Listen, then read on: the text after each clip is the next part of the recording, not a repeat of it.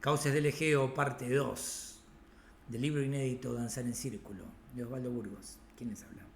Habíamos terminado la parte 1 hablando de Jasón, a quien llamábamos el descalzo, y con una cita a la derivación etimológica que articula todo el texto, no solo este capítulo, sino todo el libro, que es tradición, traición, entrega. El primer texto de esta segunda parte se llama Medea, la toda ella. En toda tradición hay algo del orden de la traición que subyace y aflora. Hannah Arendt es quien defiende esta idea, apoyándose en la etimología sobre la que venimos insistiendo, rondando, bordeando aquí. Así narrado el mito de los argonautas y el robo del bello Sino, que literalmente no fue más que eso, un robo, engarza a dos leyendas antiquísimas, la de los conquistadores extraordinarios, la de la mujer conquistada que traiciona a su gente. Sin embargo, Medea no es Malinche. Su sabiduría es tan inabarcable como la desmesura de su ofrenda que, sin ser un don, excede a toda economía. Dos grupos de guerreros, uno de ellos compuesto por nacidos de dientes de dragón sembrados, dos dragones y la indómita enjundia de un par de bestias que respiraban fuego, se inmolaron a la captura del vellocino. Absirto, el más pequeño de los hijos de Etes, hermano menor de la princesa maga, fue la carne inocente de la fuga.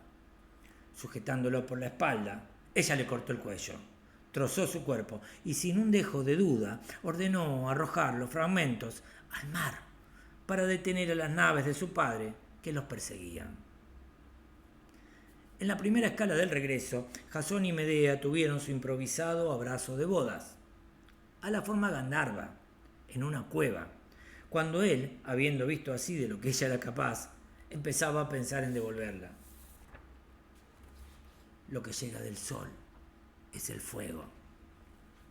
El fuego no se sujeta a mediciones. Al pasar por Iolcos, ella respondió por él y se vengó de Pelias.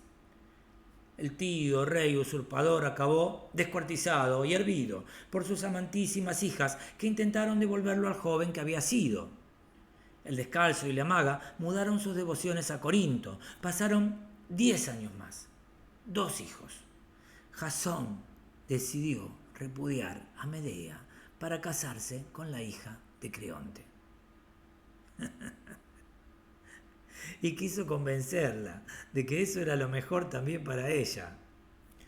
Ahora los griegos te conocen, ya no estás entre bárbaros, con mis bodas tus hijos serán familia del rey y la gente de ley te respetará más. Bla, bla, bla y coso. Más quisiera yo levantar 3 veces el escudo que parir una sola vez. En esta declaración a las mujeres corintias, Medea expone las inconsistencias de asimilar el par víctima-verdugo al par griego-bárbaro, que su todavía marido le planteaba. Hay demasiados restos en esa superposición forzada. Morir o dar la muerte, dinámica de la guerra, es una reducción a la artificialidad de lo binario. La maternidad es la apertura hacia lo múltiple, un exceso gestual inconcebible. Dar vida es dar la vida. El cuerpo de la mujer es el cuerpo del cosmos. Por medio de los 2 que había parido, la sobrina de Circe le envió un regalo a la novia, un vestido tejido por su abuelo, el sol. Me alegra que comprendas, pero no hacía falta el regalo, de verdad. El vestido brillaba hasta la alucinación y estaba empapado en veneno. Medea no es Sakuntala. No hay un Rishikamba en su crianza ni una Apsara en su progenie. La contención no está en sus rasgos. El incendio arrasó el palacio. Al regreso de sus hijos, la que les había dado vida les dio muerte. Otros, que no son Eurípides, aclaran Los hubieran matado igual los corintios de todas formas, pero así el dolor de Jasón dolió más. Mientras las aguas de arriba y las de abajo continúan separándose, las cosas de este mundo se apartan unas de otras y el universo pareciera expandirse, aunque fuera de sí no tenga cómo ni dónde. Los tiempos se hacen irremontables. En la añoranza proliferan los engaños. Cibeles, Brigitte, etimológicamente la exaltada, Medea. Cuando había poetas y los poetas danzaban en torno a las ciencias de lo real, haciendo con las palabras cosas, la triple diosa era hija, esposa, madre. Los hombres la adoraban y se ofrendaban a ella en la devota figura enmascarada de Jasón. Senil, el héroe murió como un mendigo, bajo el peso de Argos derrumbado sobre su viejo cuerpo, mientras dormía. Heracles lo había elegido como líder de una expedición inefable. Medea, inefable ella misma, decidió hacerlo su marido. Nunca estuvo a la altura de sus recuerdos. ¿Pero hay alguien que lo esté? No. Entre el joven que cruza el río perdiendo una sandalia y el anciano que muere bajo el peso de una fama deshecha, no hay ninguna relación de continuidad. Hay desvíos, distorsiones, pérdidas. Cada mañana el cuerpo de quien fue Pelias vuelve a ser trozado, depostado, como el de Absirto, y arrojado por sus hijas amantísimas al agua hirviente del caldero. Jamás ha salido de esas aguas oscuras un hombre joven. El yo no es síntesis, no es integración. La conciencia no es la perfección de la vida. No existe nada como un camino de evolución por el que el universo advenga a la conciencia, ni un desarrollo psicológico del individuo al que esa noción pueda aplicarse, y tampoco hay una fórmula que permita descomponer el dramatismo de la conducta hasta la necedad. Lacan llama a esos 5 convencimientos, que niega con la severidad que los 5 hermanos Pandava se negaban al recuerdo de su única mujer cuando estaba con otro, un credo de tonterías. Jasón, el hombre de la perplejidad, bien pudiera ser su modelo, o tal vez, quién sabe, su caricatura. Dicen que en los campos elíseos, Medea, la toda ella, se casó con Aquiles. Admeto, una economía de la muerte. Modelo o caricatura. El encono entre Hera y Pelias era recíproco y antiguo. Hijo bastardo de Poseidón, Pelias había sido expuesto junto a su gemelo, Neleo, y creció entre mercaderes de a caballo que lo rescataron de esa condición de expósito. Pelias viene a significar pelión, señal lívida. Alude a una marca que le había dejado al rey el golpe de un casco equino. Llegado el día, el de la señal lívida, volvió a Iolcos para librar a su madre, Tiro, del maltrato de la mujer de su abuelo. Mientras la acechaba, la madrastra de Tiro, Sidero, se refugió en un altar de la diosa. A él, ese detalle, no le importó. Los gemelos se disputaron el poder. Neleo se exilió en Mesenia. 2 de sus 3 hermanos de padre humano se exiliaron también. Al único de los nacidos de su madre que se quedó en la ciudad, Esón, el padre de Jasón, Pelias le dio a elegir la forma de la muerte. Al hijo ya lo había enviado a buscar el vellocino. 5 hijos tuvo este rey ilegítimo, un varón, 4 mujeres. Alcestis, arquetipo de la mujer virtuosa, fue la menor. En lo que fue Bharat, el mantra atraviesa edades. Cuanto más denso es el barro, más sagrado es el loto que nace de él. En el país del gran río, el loto es la rosa del Nilo, figura solar de la resurrección, del renacer. El niño es lo desconocido del nacimiento, escribe Quiñar. Todo destino humano es lo desconocido de la llegada al mundo, confiado a lo desconocido de la muerte. En el exceso gestual de la maternidad, un cosmos se abre. Alumbrarse es pasar de lo incontable a lo imprevisto. Lo único predecible es el final. Irreprochable, Alcestis era una versión helena de la mujer que los chinos ven en la Epifanía del Crisantemo. El continuo ir y venir de quienes la pretendían atestaba los caminos del reino. Hospitalidad, constatación de insuficiencias, despedidas. Al rey usurpador casi no le quedaba tiempo para otra cosa. Que los hados te sean propicios, pero no aquí. Cuando se presentó Admeto, hijo de su hermanastro Feres, Pelias notó que los ojos de Alcestis brillaban. Fue demasiado. El reino de Feres era pequeño y pobre. Si pretendés ganar su deseo, vas a tener que atar al carro un león y un jabalí y llegar a mi palacio con ese tiro. En su intento de fingir locura, Odiseo, el más astuto de los hombres, ató un caballo y un buey al arado con el que sembraba piedras o sal. Pero un león y un jabalí parecía demasiado. Admeto no contestó. En su transliteración, el nombre Admeto sugiere indómito o tal vez insumiso. La diferencia es grande. Lo que no se deja domar es el lenguaje. Lo que se revela es el amor. Indómito es lo que excede a las posibilidades de la doma, lo que marca sus límites. Insumiso, lo que se resiste a la sumisión. Señala una tensión, una puja. Ni en una forma ni en la otra, el nombre parece ser aquí un arquetipo digno de la cosa. Mucho tiempo antes de la pretensión nupcial de Admeto, Zeus había rebajado a Apolo a la condición de esclavo y se lo había entregado a él. Como en Padán Aram, hoy Siria, la hacienda de Labán, hermano de Rebeca, mientras empleó a su sobrino Jacob Israel, la suya creció fuera de toda razón y cálculo. Por designio impensado del dios de la poesía, todos los partos fueron dobles. Todos. Rebaño de gemelos.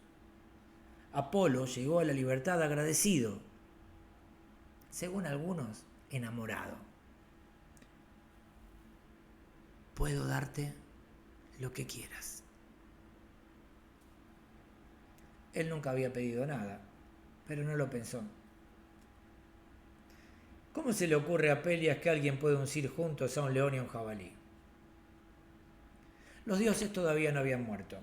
Solícito, el divino hermano de Artemis, cumplió el encargo. A las puertas de Iolcos, Admeto se subió al carro. Pelias, que esperaba en el palacio, no podía creer lo que veía. Los juramentos se hacen para cumplirse. Lo que fue dicho será. ¿Qué es esto? Serpientes, serpientes y más serpientes. En la noche de bodas, el novio pasó por alto el sacrificio de Artemis. Irritada, la diosa de los terrenos y los cuerpos vírgenes hizo del lecho un nido. Inmutable, la novia moría de miedo, pálida. Una serpiente en la cama es signo de muerte joven. Un nido es una calamidad. Ninguno de los dos sabía qué hacer. Apolo sí. Tranquilizó a su hermana, que liberó el tálamo, emborrachó a las moiras y consiguió para Admeto la gracia de no morir si cuando le llegaba el día, alguien moría por él. Buscar a otro que muera en su lugar, literalmente. A otra. Ese era el juego. Aceptar la inalterabilidad del número y seguir vivo. ¿Y vos? ¿Jugás? Alcestis. Regresar del túmulo. Una vez que la impresión pasó, portar una sentencia de muerte, ser anunciado formalmente de que uno va a morir, es una farsa. suelen decir los condenados. Tal vez el verdugo designado muera antes. Lo trágico, lo que aturde y nos hace perder la conciencia, lo que satura y nos vuelve atolondrados como un tordo, para dar otra vuelta sobre esta rara etimología, es no saber por qué, ni para qué, ni cuándo.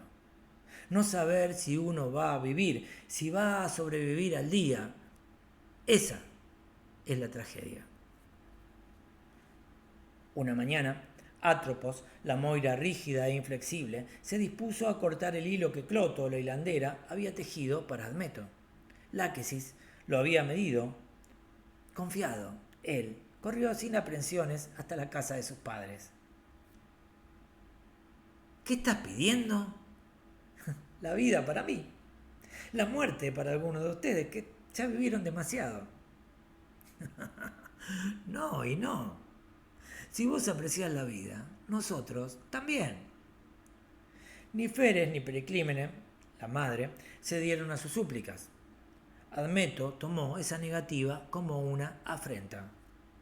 Pero, ¿hay que morir por un hijo que viene a pedirnos que muramos por él? Tal vez haya una economía de la filiación, aunque aún así el don es lo inexigible. De pronto Admeto era Sísifo y la roca caía. En esos términos se lo contó a Alcestis y Alcestis reaccionó a su angustia. Si ellos no quieren darte la vida, te la voy a dar yo. ¿Serías capaz? Sí, claro. Pero tenés que jurar primero que mis hijos nunca tendrán una madrastra. Ino, arruinando los sembrados y corrompiendo mensajeros para que Atamante sacrifique a Frixo y a Ele, rescatados por el carnero alado del Bellocino, en la huida que habrá de remontar el periplo iniciático de Jasón. Creusa intentando matar a Ión, a quien cree hijo de Juto. Téano atacando a Eolo y Beoto, los hijos de Poseidón y Arne, esposa anterior de su esposo, que los criaba como propios.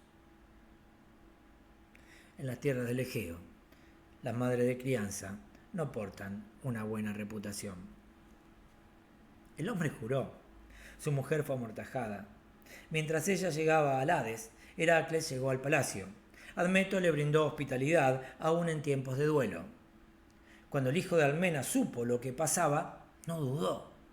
Viajó al país de los muertos y la devolvió a la vida. Sin detenerse en el pasaje, en el tránsito, en la travesía de la que ella llegaba, Admeto recibió como ofrenda a la que en ejercicio de su privilegio había entregado. Y siguió con sus cosas. Modelo o caricatura.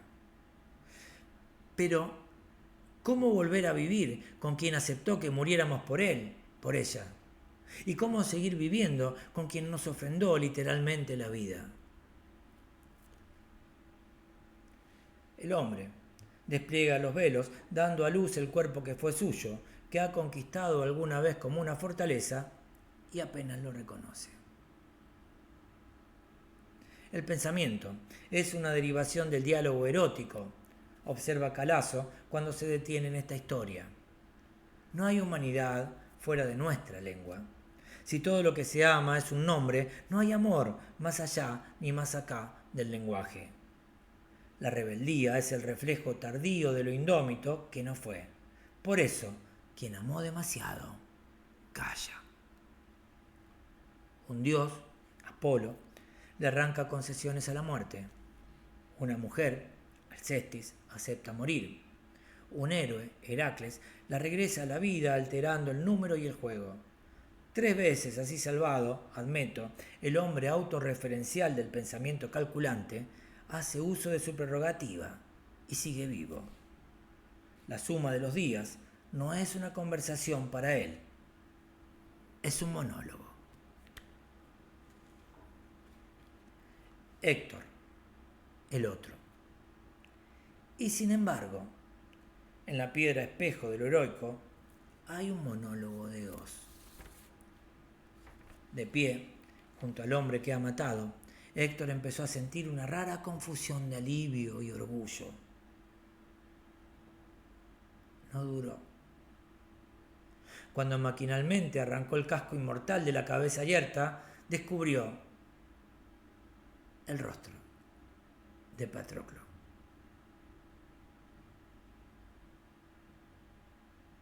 Difícil es encontrar en la historia el relato de una desazón mayor a esa.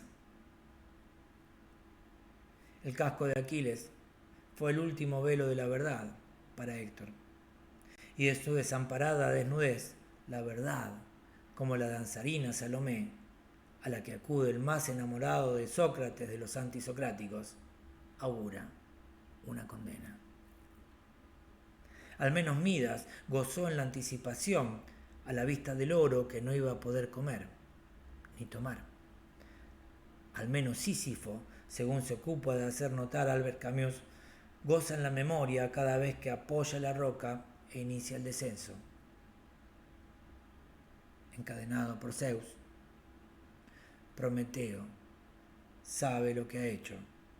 Despreciada por Paris, Hera sabe lo que hará. Héctor, de pie junto al cadáver de Patroclo, por primera vez en los 10 años de guerra, llora. El designio de los hados cae brutal sobre él y no hay regreso. Entonces, ¿no era Aquiles? No. Bueno, al menos tenemos sus armas. Abandonando con paradójica enjundia su caótico ataque, los griegos han huido. Cuando vuelven, Héctor mira a Deifobo, o tal vez a Atenea, que ha tomado la forma de Deifobo, para ensayar su último engaño, que lo esquiva. Lleva las armas de Aquiles en la misma mano de la que una vez llevó a Helena para cruzar con ella las murallas. Pero ahora todas las puertas se cierran a su espalda y el hijo de Tetis tiene otro escudo, otra lanza, otro furor. ¿De verdad todo esto es por una mujer? Por el dominio del cosmos, que era su cuerpo, por el orden, por el logos, el Tao, la Artá, la Mahat. Hay quien dice que la verdadera Helena quedó en Egipto y que todo fue por dinero, bienes, riqueza. Hay quien dice también que los troyanos cerraban el paso a las mercancías y que todo fue por el dominio de las rutas del ámbar. Para Zeus fue una buena forma de borrar de la tierra a esta generación de pretenciosos, a unos y a otros, involucrando a la corte además, gozando de lo efímero y de sus restos. La cólera canta, oh diosa del Pélida Aquiles. Hay otros tantos mundos en los que no estoy con vos, pero ya he huido de todos. Atado al carro de su vencedor, el cadáver del que una vez fue Héctor golpea contra la tierra las piedras, los cuerpos amontonados que tiñeron el río. Los ojos, la boca, la nariz del guerrero más noble que alguna vez vio el mundo se pierden, se deforman, se mutilan en cada golpe, en cada giro. Héctor no verá a Astianacte caer de las murallas, no verá a Andrómaca subir al barco del hijo de su matador, ni acostarse en su cama. Ojalá un montón de tierra cubra mi tumba antes de que oiga tus clamores o presencie tu rapto. Tampoco verá a Príamo, su padre ya sin hijos, suplicar por sus restos. Desde aquel movimiento maquinal que le reveló el rostro de Patroclo bajo el casco de Aquiles, no supo más que la verdad, su primer llanto, el principio. Bajo el nombre, la cólera, el cadáver y las glorias de un hombre, hay otro hombre, siempre. Ansioso por morir en una guerra ajena, huyendo de sí mismo, perdiéndose en el rastro de una antigua travesía que lo excede. Aún los que duermen contribuyen a la existencia del mundo. Así escribió Heráclito en Éfeso, mientras se protegía del frío acercándose a unos leños en los que, según decía, también hablaban los dioses.